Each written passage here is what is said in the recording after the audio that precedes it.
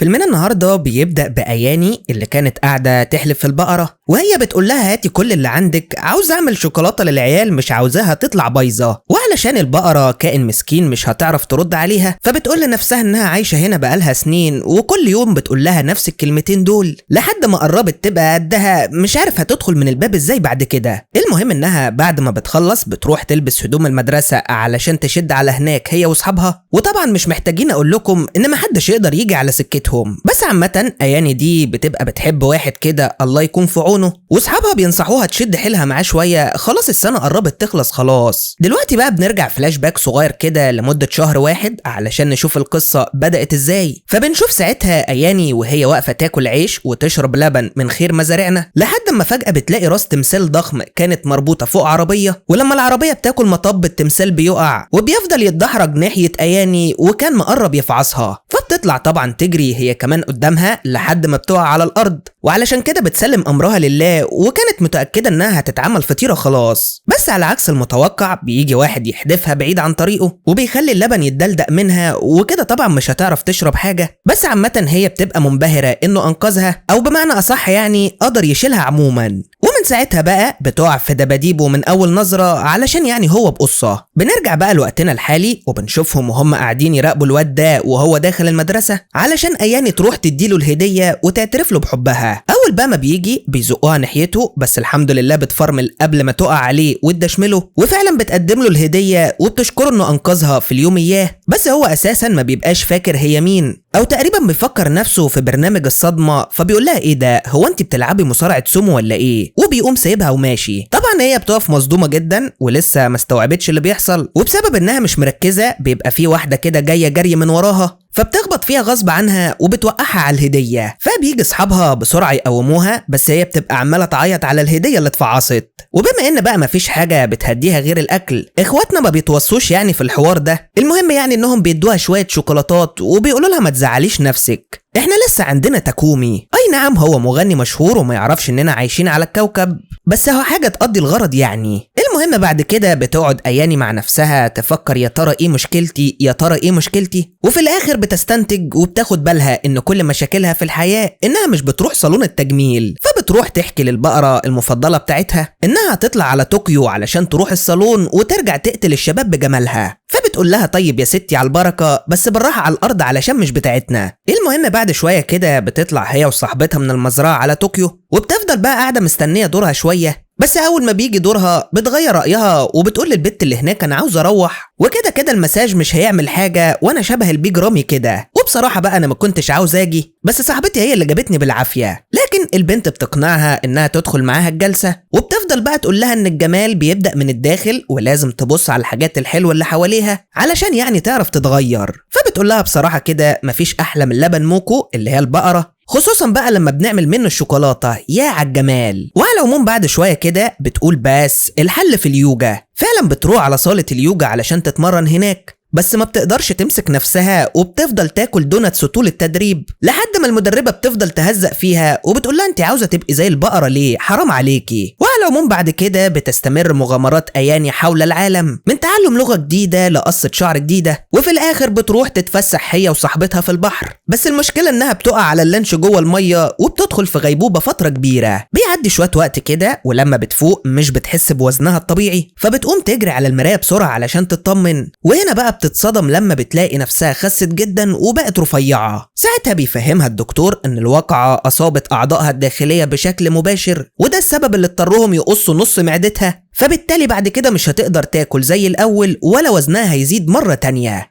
المهم اول ما اصحابها بيعرفوا انها اخيرا هترجع البلد بعد المدة دي، بيروحوا يستنوها في المطار. بس ايان اللي يعرفوها بتتأخر وما بتخرجش من البوابة، لحد ما بالصدفة بيشوفوا واحدة شبهها كده من بعيد، فبيطلعوا يجروا عليها بس ما بتطلعش هي وبتحرجهم. لكن بعدها يعني بتيجي اياني وراهم وبتقول لهم انا هنا اهو يا جدعان. هم في الاول ما كانوش مقتنعين ان دي اياني اللي يعرفوها، بس هي بتقعد فترة كبيرة لحد ما بتقنعهم تقنعهم انها هي فعلا. بيروحوا مع بعض بعد كده على كافيه وبيطلبوا 3 علب شوكولاته زي ما بتطلب على طول، بس بيتفاجئوا بعد كده انها شبعت من اول واحده، وطبعا ما كانوش مصدقين نفسهم. بيقعدوا بقى يفكروا طب يا ترى هتشتغل ايه دلوقتي بعد ما اخواتها مسكوا شؤون المزرعه بدلها من فتره كبيره. فبتشدها صاحبتها على الصالون اللي كانوا فيه من مده برضه، وساعتها بتنبهر المديره ان هي نفس الشخص اللي جالها قبل كده. المهم ان صاحبه اياني بتطلب من المديره انها تشوف شغل لصاحبتها معاها هنا، وبتعرفها انها شاطره جدا وبتتعلم بسرعه، وكانت احسن واحده تحلب بقر في اليابان كلها، بس الدنيا جت عليها شويه. ساعتها بتتحرج اياني من الطلب ده جدا وبتاخد صاحبتها بعيد علشان تهزقها، بس عامه يعني المديره ما بيبقاش عندها مانع، وبتقول لها لو فعلا عاوزه تشتغلي هنا لازم تكوني هاديه وتعرفي تتعاملي مع الطبقات العليا من المجتمع، وانا هشغلك معايا فتره تحت التدريب لحد ما تتعلمي اصول الشغلانه. طبعا وقتها اياني كانت فرحانه جدا انها هتبدا حياه جديده في مكان محدش يعرفها ولا حد يعرف شكلها القديم، ومحدش من الاخر كده هيناديها بمصارعه السومو مره تانية. فعلا بتبقى ماشيه بعد كده في الشغل كويس جدا بفضل حلب الابقار طول السنين اللي فاتت، بس برضو بعد كل ده ما تخلتش عن حبها للشوكولاته، ومن وقت للتاني كده كانت بتسرق شويه وقت وتروح تاكل فيهم، لحد ما في يوم بتيجي المديره تطلب منها تشتغل مع حد مهم جدا بدلها هي شخصيا لانها مصابه في ايديها، وبتقول لها محدش يعرف يشتغل كويس زيك وعلشان كده رشحتك انتي. فبتاخد اياني الملف منها عادي جدا، لكنها بتتخض لما بتلاقي ان الزبون هو المغني المشهور تاكومي اللي هي واصحابها بيحبوه جدا، وطبعا ده بيخليها متوتره وخايفه تلمسه اساسا، بس علشان تهدي نفسها يعني وتعرف تشتغل معاه بتفضل تفكر فيه على اساس انه موكو. المهم بعد ما الجلسه بتخلص بتروح تعمل له شويه شاي علشان كرم الضيافه، بس بتتفاجئ ساعتها انه بيطلب منها هي اللي تيجي كل مره تعمل له المساج، ده غير كمان انه بيطلب منها يخرجوا يتعشوا مع بعض، بس هي في النهايه مش بتوافق. المهم لما بيجي للجلسه التانيه بيفضل مصمم برضه على طلبه، بس هي بتقول له على فكره انا باكل كويس بس بطني بتكركر كده على طول علشان عندي مشاكل صحيه، يعني مش جعانه ولا حاجه عشان ما تفكرش حاجه يعني. فبيفضل يضحك جدا على ردها وبيقول لها انا ما سمعتش حاجه اصلا ومش هو ده سبب طلبي، انا عايز اخرج معاكي وخلاص. بس هي بتبقى مستغربه هو ايه اللي يخليه يسيب كل الستات الحلوه اللي يعرفهم ويطلب يخرج مع واحده غلبانه زيها. المهم لما بتروح البيت بتقعد تفكر لو كان تاكومي ده عاوز يخرج معاها فعلا يبقى ده اول ديت ليها في الدنيا، فبتجري بسرعه على الدولاب علشان تعرف هتلبس ايه في المناسبات اللي زي كده، بس في النهايه مش بتلاقي حاجه غير شويه تيشيرتات عليهم بقر، فبتقعد طبعا محتاسه ومش عارفه هتتصرف ازاي في المقابله بتاعت بكره دي. لكن صديقها بيجي ينقذها وبيجيب لها كام طقم حلوين كده وشويه مكياج تمشي بيهم حالها، بس لما بيسالها انت رايحه تقابلي مين بتكذب عليه وبتقوله انه واحد زميلها من ايام المدرسه. عامه يعني بتطلع على المكان بعد كده اللي تاكومي كان قايل لها عليه، بس كانت حاسه من جواها بنسبه 99% انه مش هيجي، بس عامه بتروح برضه، لكن لما مش بتلاقيه هناك بتلف علشان تمشي، بس بتتفاجئ بيه جاي عليها، فبتقول له ايه ده انت جيت بجد، قصدي يعني وقتك غالي وما ينفعش تضيعه كده، بس هو بيقول لها مفيش اغلى من وقتي معاك يا اسطى، وبياخدها وبيروحوا لأفخم مطعم في المدينة كلها. وبما انها بقى اول مرة تدخل مكان بالنظافة دي فكانت منبهرة جدا ومش مصدقة عينيها، وبالصدفة كمان بتكتشف انهم بيلعبوا نفس اللعبة، فبيضيفها تاكومي صديقة عنده وبيقول لها احنا من هنا ورايح بقينا اصحاب وبعتلك ورد في اللعبة وكل وردة بقى هتبقى رسالة ان عاوز اشوفك، فبتفرح جدا ان في حد عبرها لأول مرة في حياتها، لا وكمان ده واحد مشهور زي تاكومي يعني مش اي حد، بس بيبقى عندها شوية عادات قديمة كده ما بتقدرش تتخلص منها زي مثلا حبها للاكل، والصراحه الاكل ده ما يتكرهش يعني ما شفناش منه غير كل خير. على العموم بالليل بينزلوا يتمشوا في الجنينه، فبتساله اشمعنى اخترتني انا بالذات يعني مع اني ما عنديش حاجه مميزه، فبيقول لها لا ما تقوليش كده على نفسك انت كويسه، وبعدين ما فيش حاجه اسمها اخترتك ليه، انا عاوز ابقى معاكي وخلاص. وطبعا زي اي مراهقه في سنها الكلام بيجي على هواها وكانت فرحانه على الاخر، ولما بترجع البيت بتقول لصديقها ايه رايك لو وقعت في الحب، فبيقول لها تقعي في ايه ياما، هو انت لسه ما وقعتيش اصلا، ده الأطرش لو شافك هيعرف انك بتطفحي فراشات. المهم يعني بعد كام يوم كده بتروح على الشغل كالعادة، وكان في هناك زبون مهم جدا بيجي عندهم من ايام ما فتحوا الصالون، وكان جاي المرة دي يعزمهم على عيد ميلاده ال60، بس المديرة بتقول له انها هتبقى مسافرة في اليوم ده لافتتاح الفرع الجديد، فبيقول لها خلاص مش مشكلة هناخد الحلوة دي بدالك، فبتتوتر اياني جدا وبتقول له بس انا عمري ما رحت حفلة من النوع ده وما عنديش فستان مناسب، بس هو برضه بيصمم انها تيجي وبيقول لها كمان سيبي كل حاجة عليا. وبعد ما بيمشي بتقول لها المديرة انه كان زبون مهم جدا جدا ومشارك كمان بفلوس كتير في افتتاح الصالون ده، وعلشان كده ما ينفعش يخسروه، وبتوصيها تتصرف كويس في الحفلة علشان هي واجهة المكان بدلها. المهم لما بيجي وقت الحفلة بتلبس فستانها وبتطلع على هناك، بس ساعتها بقى بتقابل آخر واحد كان ممكن تتوقع انها تشوفه، الواد ده اللي كانت معجبة بيه ايام المدرسة، وبتفضل تستخبى من قدامه بس هو اساسا ما كانش عارف هي مين. وعلى العموم بعدها لما بيجي اوكاهاما صاحب عيد الميلاد بيرحب بيها، بتعرف ساعتها ان الواد ده قريبه. بيبقى بقى في واحدة في الحفلة عارفة انها مصاحبة تاكومي حاليا، فبتفضل تلف وراها بقى وتسألها اذا كانت عارفة هاياتو ولا لا، لحد ما بتقولها انه كان زميلها في المدرسة زمان. وبعد ما بتعرف منها شوية معلومات بتروح تبلغهم لهاياتو وبتقول له الباقي عليك انت بقى. فبيقوم يمشي ناحية اياني اللي بتبقى مندمجة في الاكل ومش شايفة حد قدامها، وبيطلب منها يتكلموا مع بعض شوية، وبيروح كمان يجيب لها مشروب. وبعد كده بقى بيقعد يحكي لها ان هو وتاكومي شغالين في نفس الوكالة، وتاكومي يبقى زميله الاكبر هناك، وبيسألها هو انت كنتي واحدة من معجباتي فعلا؟ فبتقول له انا ما قلتش كده للبنت دي، والموضوع كله اننا كنا في المدرسة الثانوية وخلاص. وبتتكلم معاه وهي من جواها بتتمنى انها تطلع تجري دلوقتي على البيت قبل ما يتعرف عليها. وعامة بعد ما بتخلص القعدة دي بتحمد ربنا انه معرفهاش وبتنزل علشان تمشي، بس ساعتها بتلاقي تاكومي واقف مع ذات الرداء البنفسجي دي وعمال يضحك. وبتيجي ساعتها مديرة اعماله تقول لها انتي ما تعرفيش انا الممثلة ولا ايه؟ دي مشهورة جدا ويمكن كمان بتشوفي اعلاناتها كل يوم على التلفزيون. لا بقى ما تقوليش انك مش عارفة انهم مرتبطين برضه، دول اشهر ثنائي في الوسط الفني كله. وبتعرفها كمان ان تاكومي بيحب يتكلم مع اي واحدة حلوة ويقابلها، بس ده يعني مش معناه انه بيحبها وعاوز يرتبط بيها مثلا. وساعتها بتاخد البنت الغلبانة يا عيني اول صدمة في حياتها واللي هتعمل لها تروما حوالي ال10 سنين اللي جايين كده. بترجع بقى للبيت وهي عمالة تعيط، بس صديقها بيبقى مستنيها في الشارع وبيقول لها مش اي واحد يقولك تعالي تروحي كده، ما ينفعش، وعموما حاولي تحبي نفسك علشان لو ما عملتيش كده عمرك ما هتعرفي تحبي حد ولا هو كمان هيحبك.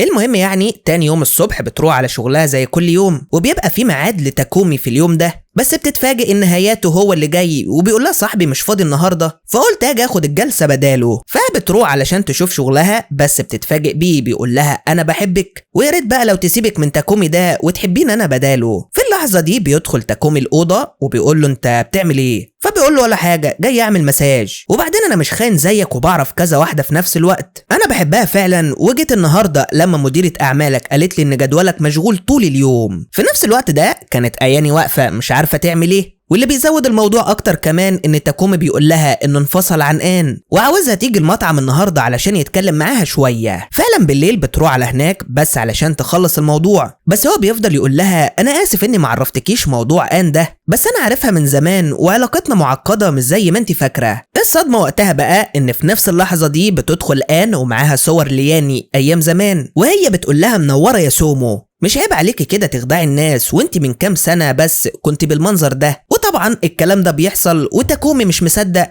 وبيقعد يقول لها دي مش شبهها اساسا، بس هي بتقوله لا دي انا ومريت بحاجات كتير جدا لحد ما خسيت اغلب وزني وبقيت بالشكل اللي انت شايفه ده. وبتوجه كلامها الان وبتقول لها على فكرة مفيش اي حاجة بيني وبينه ومستحيل يكون فيه اصلا، وبتسيبهم وبتمشي. اول بقى ما بتخرج بتلاقي عدد كبير جدا من الصحفيين بره عمالين يصوروا فيها، واللي بيخلي كمان المشهد يطلع ترند اكتر ان تاكومي بيطلع وراها وبيحاول يوقفها بس هي ما بترضاش. ولما بترجع البيت بتقعد تفتكر بقى كل اللي حصل وتعيط على حالها لحد ما بتنام. بس لما بتنزل تاني يوم الشارع علشان تروح الشغل بتلاقي الصحفيين بيطاردوا فيها لحد ما بتوصل بالعافية. المهم بعد شوية بتظهر ان في مؤتمر صحفي بتعلن فيه ان البنت اللي صورها انتشرت امبارح دي مجرد بس صديقة مشتركة بينها هي وخطيبها، وكانوا بيتعشوا مع بعض عادي يعني، بس حصل سوء تفاهم وقامت تمشي، فعلشان كده الصحفيين فهموا الموضوع غلط. وبتصرح ان اياني مرتبطة بواحد من الوسط برضو اسمه هاياتو. بعدها على طول بتلاقي هاياتو داخل من الباب وبيقول لها انا هكون حبيبك لفترة مؤقتة كده لحد بس ما الدنيا تهدى شوية، لان الشوشرة دي وحشة على تاكومي وهتخلي كل الشركات تفسخ عقودها معاه، ولو عاوزة تخلي الموضوع حقيقي برضه انا وانا عينيا ليك يعني، ويا ريت تقبليني. بياخدها بعد كده وبيرجعوا للمدينه الصغيره اللي كانوا عايشين فيها زمان علشان يعني يبعدوا عن عينين الصحفيين لفتره. هناك بقى بيقول لها ان آن قالت له انها كانت معجبه بيه وان هو حبها الاول، بس الصراحه هو مش فاكر حاجه. فبتقعد تفكره بالموقف اللي انقذها فيه، وقالت له بقى ان من ساعتها اعجبت بيه جدا وقعدت تعمل له شوكولاته مخصوص علشان تديها له هديه، بس هو قعد يتريق عليها وطلع عليها لقب مصارعه السومو. فبيعتذر لها على اللي حصل ده اللي ما كانش فاكر منه اي حاجه اساسا، وبيقول لها ان اللي فات مات خلاص وانسي الماضي، المهم انك جميله دلوقتي، ويمكن لما تاكومي يعرف انك بقيتي معايا يرجع لعقله ويتصالح مع آن. وبيعرفها كمان ان المصالح مشتركه، يعني مثلا آن عاوزه ترجع خطيبها وهو عاوز يرتبط بيها علشان يضايق تاكومي ويحس يعني انه انتصر عليه مرة في حياته. فبتقول له انا فعلا زمان كنت معجبة بيك، بس انت حاليا مجرد وغد وضيع، وبتنزل على وشه بالقلم وبتطلع تجري. لكن اثناء ما هي ماشيه في الشارع بيتكرر معاها نفس الموقف القديم، وبيبقى برضه في عربيه عليها تمثال ضخم بتاخد مطب والتمثال بيقع ناحيتها، فبتطلع تجري قدامه لحد ما بتقع على الارض برضه، بس المره دي تاكومي هو اللي بينقذها، وبيعترف لها كمان انه بيحبها، بس هي ما بتبقاش مقتنعه برضه، وبتقول له انا مجرد بنت عاديه مش مشهوره ولا جميله زي اللي تعرفهم. في الوقت ده بيلاقوا الصحفيين جايين عليهم من كل اتجاه، فبيطلعوا يجروا بسرعه لحد ما بتيجي صديقه اياني تنقذهم هما الاتنين بالعربيه بتاعتها، وبتروح بيهم لحد المزرعه. هناك بقى بيقضوا وقت حلو جدا وبيقعدوا ياكلوا مع بعض، والدنيا كانت عال العال. بس اول ما بيشغلوا التلفزيون بيلاقوا آن طالعه في مؤتمر صحفي وبتحكي قصتها من البدايه مع تاكومي، وانها كانت ممثله صاعده في الفيلم اللي هو بيغني فيه، وكان بيشجعها طول الوقت وبيقول لها انها شاطره وهتوصل. اول بقى ما بيشوف تاكومي الكلام ده بيقوم يقفل التلفزيون ويمشي، وبترجع اياني حزينه تاني، بس اصحابها بيبقوا جدعان يعني وبيقفوا جنبها وبيفضلوا يقولوا لها حتى لو خسيتي هتفضلي من ضمن العمالقه الاربعه ما تحاوليش. وعلى العموم بعد مده بتروح اياني تقابل تاكومي وبتقول له لما تجيلي الجرأه ان اقف قدام كل الناس واقول لهم اني بحبك ساعتها بس هبقى اجيلك تاني. والراجل وقتها بيتقبل الموضوع بصدر رحب